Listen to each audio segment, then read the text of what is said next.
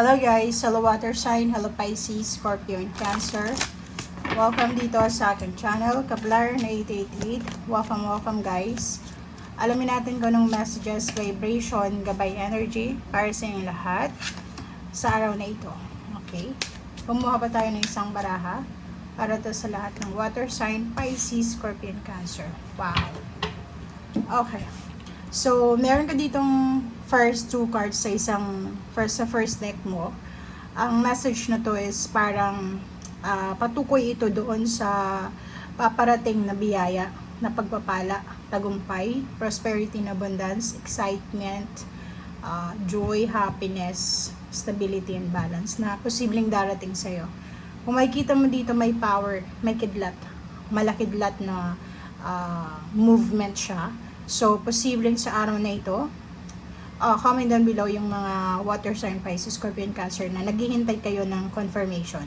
Any types ng confirmation, letter, call, email, chat, or pwedeng mga confirmation sa personal.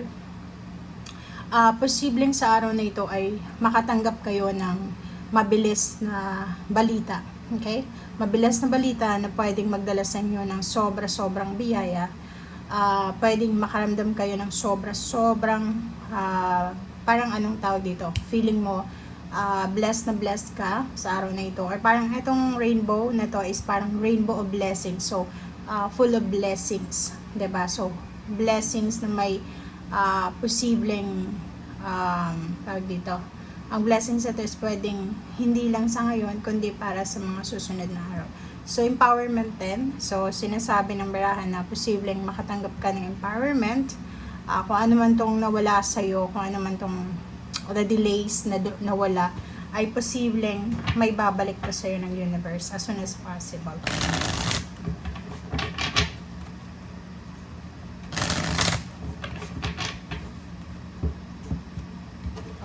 Tingnan natin kung ano yung focus mo sa araw na ito.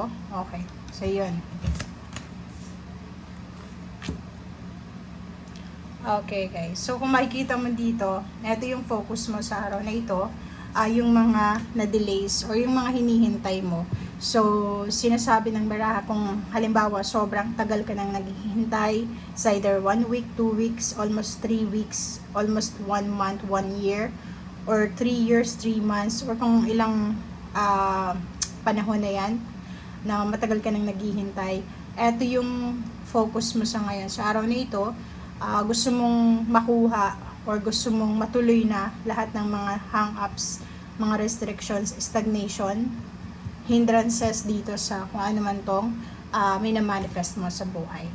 Ito naman na Hermit tsaka Three of Swords, sinasabi na sa araw na ito, siguro marami kang marirealize tungkol sa mga pain and heartaches na napagdaanan mo.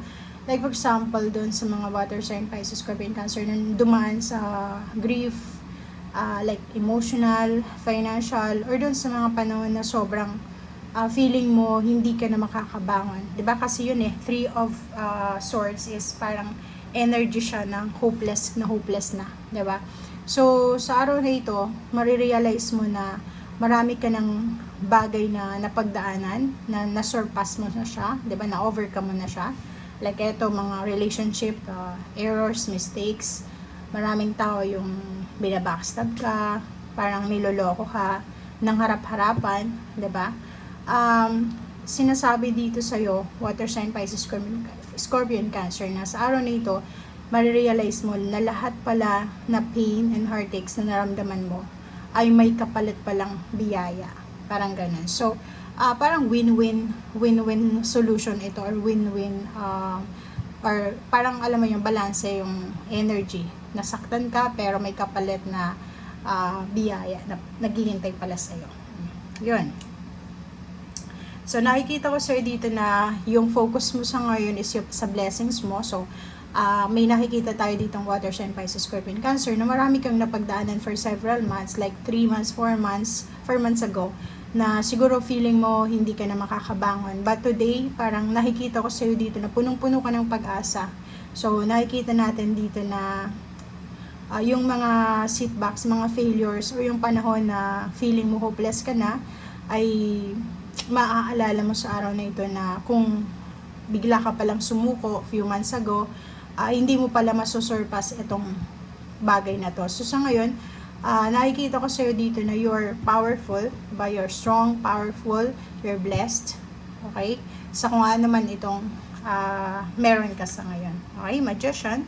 So, ang Magician na to is Major Arcana, sinasabi na mapapasayo lahat. It's either Cups, aapaw yung Cups mo, yung Pentacles mo, yung Wands, and then the Sword. So, sinasabi sa'yo dito na everything happens for a reason. May dahilan kung bakit dumaan ka sa heartaches, dumaan ka dito sa restrictions or stagnation. May paraan kung paano ka makakaalas dyan, and may rason kung bakit nangyari yan sa'yo. Okay. Yun, ang maganda dito, sa araw na ito, dumating man or hindi dumating itong in-expect mo na blessings or good news, yung Ace of Wands is nagsasabi na within the month of October, yung ina-anticipate mo talaga na balita ay posibleng darating na. Okay? So, kung nagmamadali ka na parang sasabihin mo, ay hindi yan resonate sa akin kasi walang dumating ngayon. Yung message natin is general reading. So, pwedeng makaresonate siya before, after, 3 months, 3 days, 3 weeks before or after.